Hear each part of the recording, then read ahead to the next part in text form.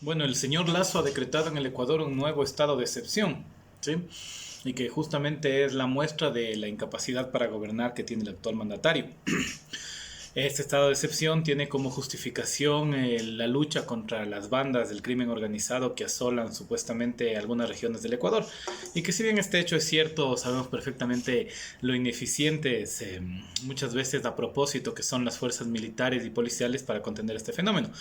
Se ha visto entre el día de ayer y el de hoy bandas de militares y policías molestando a ciudadanos trabajadores que van normalmente a vender su fuerza de trabajo en los diferentes lugares, ¿no?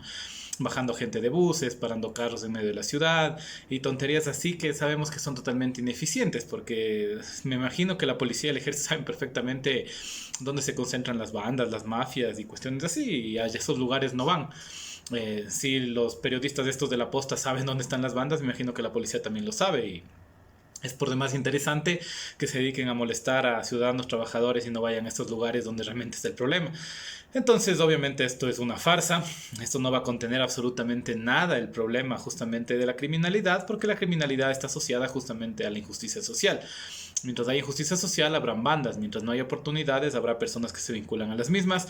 Y seguramente las fuerzas de represión del Estado muchas veces están involucrados en los negocios de estas bandas. Así que bueno, sabemos que esto es una farsa y que los militares están haciendo el payaso en las calles molestando a los ciudadanos. Quién sabe ahora mismo algunos de nosotros seamos víctimas de esta intimidación, que es justamente una militarización contra cualquiera de nosotros, porque bueno, sí, sabemos perfectamente cómo funciona esto.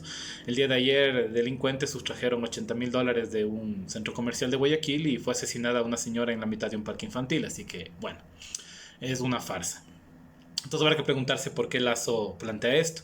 Y hay quien piensa que es por las movilizaciones sociales, y en parte puede ser, pero digamos, las movilizaciones sociales todavía están en un periodo de crecimiento, es decir, el proceso que dio justamente origen al paro de octubre de 2019 fue un proceso prolongado, no es que se dio en 2 semanas, fue un proceso de trabajo de largo plazo de las organizaciones sociales y políticas, ¿no? Es decir, fueron muchas marchas que iniciaron básicamente con la marcha por el agua, que fue justamente en el gobierno de Correa, y que desde ahí hubo un proceso de ascenso de la resistencia popular hasta que en octubre de 2019 vino el estallido social. Y condiciones de esas no sé si existan ya en el Ecuador. Es decir, ahorita está usándose octubre como un espantapájaros, de vamos a volver a ver una situación similar, que no es cierto. Es decir, el proceso tomará todavía un tiempo que se dé ese estallido social. Por ahí puede pasar, ¿no? Que de repente alguna decisión equivocada del gobierno genera una condición de crisis y lo tenemos el día de mañana. Puede pasar, porque la espontaneidad es así. Pero lo más probable es que tome un tiempo que se dé un proceso similar, si es que se da. Y que además si se da bajo las condiciones de espontaneidad tendrá las mismas características de octubre. Es decir, si hacemos lo mismo, vamos a tener lo mismo. Es decir, si se hace un culto a la espontaneidad y no se puede ver más allá de la espontaneidad de las masas, tendremos un levantamiento espontáneo. Y el levantamiento espontáneo no es una acción política, es una acción en la cual las masas, cansadas de la injusticia, se levantan, generan estos estallidos, pero se quedan ahí. Y estos estallidos, si no tienen una organización, pues no van a ningún lado. Entonces, más allá de este espantapájaros que suelen montar los medios de comunicación, lazos o aparato de propaganda, no existe una organización todavía que esté en condiciones de generar un proceso de levantamiento, sino que más bien son llamados, son intentos y que por ahí a veces calzan con la espontaneidad y es algo como lo de octubre. Que lo de octubre no estuvo planificado, ¿no? Es decir, fue una marcha estudiantil que inició el estallido y que luego se sumaron los diferentes sectores del proletariado ecuatoriano en unas jornadas heroicas, sin duda. Pero como Lenin nos enseña, no se puede rendir culto a la espontaneidad, no es el camino. Ya nos demostraron, fue el estallido, fue el bautizo de sangre de este proletariado actual, como nosotros lo decimos, pero obviamente ese no es el camino marxista-leninista. El marxismo-leninismo enseña que estos deben ser procesos organizados y ese proceso no se ha dado. Es decir, eso es sin duda así. Y si bien puede haber confrontaciones, puede haber cuestiones así, este es un proceso que está recién en ascenso. Lo que sucede en la costa es interesante porque hay un proceso de politización de las masas trabajadoras de la costa, ¿no? Masas que estuvieron ausentes en los últimos levantamientos y que a partir de este año han comenzado a estar muy fuertemente en las calles, reivindicando justamente el tema agropecuario. Los costos básicos de producción de sus mercancías son los que nos movilizan y hay una escuela política para el pueblo costeño. Me parece que eso va a ser muy interesante en los próximos años porque ya no estamos viendo un pueblo costeño apaciguado y sometido a las vicisitudes de la política electoral o de los intereses de los oligarcas, sino un pueblo costeño en organización. Y si eso es adecuadamente orientado por fuerzas políticas revolucionarias, sin duda eso va a dar muy buenos resultados en los próximos años y será algo muy interesante esta escuela política que está teniendo la gente de la costa. Porque la lucha de las calles, la lucha justamente, los paros, las paralizaciones, parar una ruta, son justamente procesos de lucha de clases, ¿no? Y son procesos de educación política. Así que estamos ahí. Pero un estallido social parece que todavía está a largo plazo. Al menos yo, y no lo veo en el análisis que puedo hacer de cómo están las circunstancias actuales. Pero sin duda la movilización social está en crecimiento. Así que parece que si bien hay algo de miedo en Lasso, porque sabe Lasso que lo único que le queda como fuerza política son los militares y los policías, hay otras causas. Y la causa principal es tratar de meter 3 leyes económicas urgentes a la Asamblea al mismo tiempo.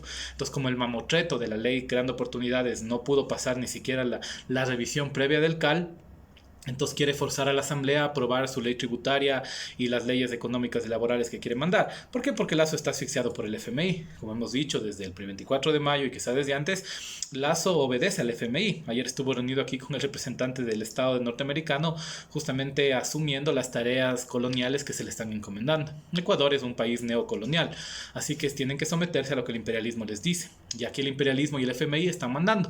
Lasso no es un presidente nacional. Lasso representa a la burguesía más vendepatria que puede haber. Si eso no ha quedado claro después de Pandora Papers, pues ya no habrá forma de convencerle a las personas que ahora tienen esta actitud borreguil frente a Lasso, ¿no?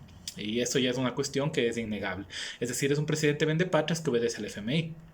Y está desesperado porque tiene que cumplir justamente los caprichos del FMI. Y el capricho del FMI es esta política laboral precarizadora y esta revisión de los impuestos que favorece a los grandes empresarios. Y eso quiere mandarlo a través de la Asamblea y está con esto presionando. Y la Asamblea, que es una Asamblea sin duda, en el mejor de los casos, progresista, pues no tiene la fuerza para oponerse. Por ahí habrá que ver qué tanto le duran los discursos políticos de los asambleístas. Y ojalá les duren. Es decir, si bien nosotros no confiamos en el progresismo ni tantito así, ni en el progresismo de Pachacuti, ni en el progresismo de UNES, pues habrá que ver si logran sostener sus discursos, ¿no? Y ahora es el momento cuándo, porque esas 3 leyes son leyes totalmente atentatorias contra el pueblo ecuatoriano. Entonces, ya que son fuerzas progresistas, pues veamos si ahora lo demuestran.